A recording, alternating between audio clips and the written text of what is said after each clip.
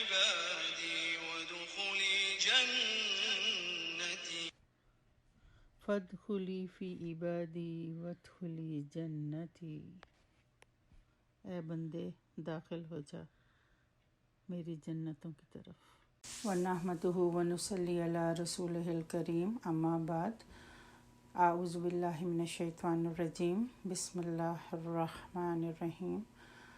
میرا آج کا موضوع حیات طیبہ، پاک اور بہتر زندگی۔ من عمل صالحا من ذکر او انثی وهو مؤمن فلنحیینہ حیاۃ طیبہ ولنجزینہم اجرہم بأحسن ما كانوا یعملون۔ جو شخص بھی نیک عمل کرے گا، خواہ وہ مرد ہو یا عورت، بشرط یہ کہ وہ مومن ہو، تو ہم اسے دنیا میں ایک پاکیزہ زندگی بسر کرائیں گے۔ اس آیت میں اللہ سبحانہ تعالیٰ مومنوں سے ایک وعدہ فرما رہے ہیں کہ اگر تم میں سے جو بھی نیک ہوگا، نیک عمل کرے گا اور نیک عمل کے ساتھ ساتھ وہ ایمان والا بھی ہوگا، تو پھر ہم اسے حیات طیبہ عطا کریں گے۔ اب سوال یہ ہے کہ حیات طیبہ کیا ہے؟ حیات طیبہ بہتر زندگی، مراد یہ کہ اس دنیا کی زندگی پاکیزہ زندگی، پاک زندگی۔ یہ پاکیزہ زندگی کیسے حاصل ہوتی ہے؟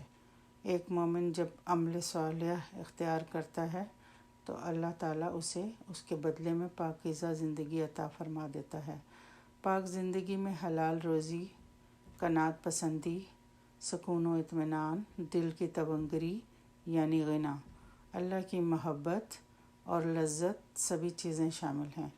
یعنی ایمان اور عمل صالح سے اخروی زندگی یعنی آخرت کی زندگی ہی نہیں بلکہ دنیا کی زندگی بھی نہایت سکھ اور چین سے گزرے گی، جو ایک کافر اور نافرمان کو دنیا بھر کی آسائشوں اور سہولتوں کے باوجود میسر نہیں آتی، بلکہ وہ ایک طرح کے قلق اور اضطراب کا شکار رہتا ہے۔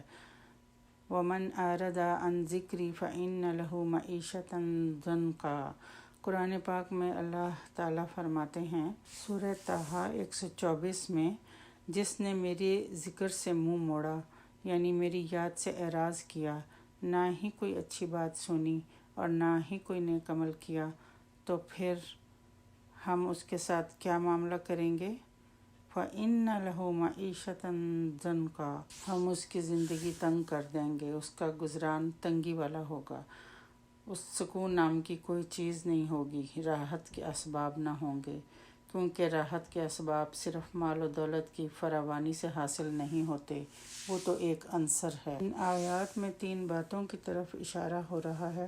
پہلی یہ کہ اللہ کے ہاں عورت اور مرد میں کوئی امتیاز نہیں برتا جائے گا کہ یہ مرد ہے تو اس کا مرتبہ زیادہ کر دیا جائے، یا یہ عورت ہے تو اس کا درجہ کم کر دیا جائے، جبکہ اس دنیا میں ذمہ داریاں نبھانے کے لحاظ سے مرد کو عورت پر ایک درجہ فوقیت پر رکھا گیا ہے کہ وہ قوام یعنی گھر کا خرچ چلانے والا ہوتا ہے، مگر آخرت میں اجر کے لحاظ سے دونوں کا مرتبہ برابر ہوگا۔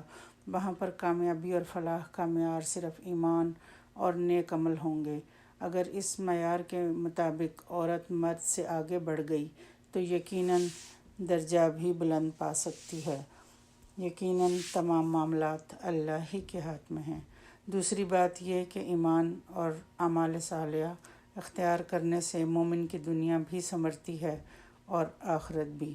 عام طور پر لوگوں میں یہ خیال پایا جاتا ہے کہ ایک ایماندار، دیانتدار اور راست باز انسان کو آخرت میں تو ضرور ہی اجر ملے گا، پر یہ دنیا اس کے لیے نہیں ہے، پر یہاں تو اس بیچارے کے لیے نقصان ہی نقصان ہے۔ دنیا میں تو یہ لوگ ناکام ہی رہتے ہیں، یہاں سے تو انہیں کوئی فیض ملنے ہی نہیں والا، جبکہ اس غلط مفروضے کو، اس غلط خیال کو یہی آیت غلط ثابت کر رہی ہے۔ اس آیت میں حیات طیبہ کا ذکر ہے، پاک زندگی، دنیا کی زندگی، ایک ایمان والے دیانتدار شخص سے اچھی بہترین زندگی کا وعدہ۔ بلکہ ہوتا یہ ہے کہ یہ سچے ایمان والے، اپنے عہد پر قائم رہنے والے لوگ اپنی بات کے پکے اور نیت کے صاف ہوتے ہیں، برا کرتے نہیں، برا سوچتے نہیں، جس کی وجہ سے وہ معاشرے میں اپنی ساکھ بنا لیتے ہیں۔ عزت اور قلبی سکون ان کو حاصل ہوتا ہے، اور اس کے برعکس وہ لوگ جو بد عمل، عہد شکن یعنی وعدہ توڑنے والے اور مفاد پرست اپنی بری حرکات کی وجہ سے معاشرے میں اپنی عزت اور وقار کھو چکے ہوتے ہیں، وہ سب مکاریوں اور چال بازیوں کے باوجود بے سکون ہی رہتے ہیں، اور اللہ کے مومن بندے روکھی سوکھی کھا کر بھی سکون قلب کی دولت سے مالا مال ہوتے ہیں۔ ان لوگوں کے دل غنی ہوتے ہیں۔ حضور پاک صلی اللہ علیہ وآلہ وسلم کا فرمان ہے، الغنا غنی النفس، کہ اصل امیری تو دل کی امیری ہے۔ اگر انسان کا دل غنی ہے تو انسان واقعتاً غنی ہے، اور اگر ڈھیروں دولت پا کر بھی دل لالچ کے پھندے میں گرفتار ہے تو ایسا شخص دراصل غنی نہیں، امیر نہیں، بلکہ فقیر ہے۔ حضرت ابو ہریرہ رضی اللہ تعالیٰ عنہ سے روایت ہے کہ رسول اللہ صلی اللہ علیہ وآلہ وسلم نے ارشاد فرمایا، لیس الغنی عن کثرۃ الارض ولکن الغنی غنی النفس۔ دولت مندی اسباب دنیا کی کثرت سے نہیں ہوتی، بلکہ اصل دولت مند یعنی غنی تو وہ ہے جس کا دل غنی ہے۔ صحیح بخاری، صحیح مسلم۔ چنانچہ نیکوکار انسان کو دنیا کی زندگی میں ہی غنا اور سکون قلب سے نوازا جائے گا، کیونکہ یہ نعمت تو انہیں اللہ کی یاد کی وجہ سے مل رہی ہے۔ الا بذکر اللہ وتطمئن القلوب، سورہ رعد آیت 28۔ آگاہ رہو، دل تو اللہ کے ذکر سے ہی مطمئن ہوتے ہیں۔ ایسے لوگوں کا شمار اللہ کے دوستوں اور اولیاء میں ہوتا ہے، ان کے ساتھ خصوصی شفقت کا معاملہ فرمایا جاتا ہے اور انہیں حزن و ملال کے سایوں سے دور رکھا جاتا ہے۔ الا ان اولیاء اللہ لا خوف علیہم ولا ہم یحزنون، آگاہ رہو، یقیناً اولیاء اللہ پر نہ کوئی خوف ہوگا اور نہ وہ غمگین ہوں گے۔ سورہ یونس آیت 62۔ اور تیسری صفت، وَلَنَجْزِيَنَّهُمْ أَجْرَهُمْ بِأَحْسَنِ مَا كَانُوا يَعْمَلُونَ، اور دنیا کی حیات طیبہ کے بعد اب آخرت کا ذکر، اور آخرت میں ہم انہیں ضرور اجر دیں گے ان کے بہترین اعمال کے مطابق۔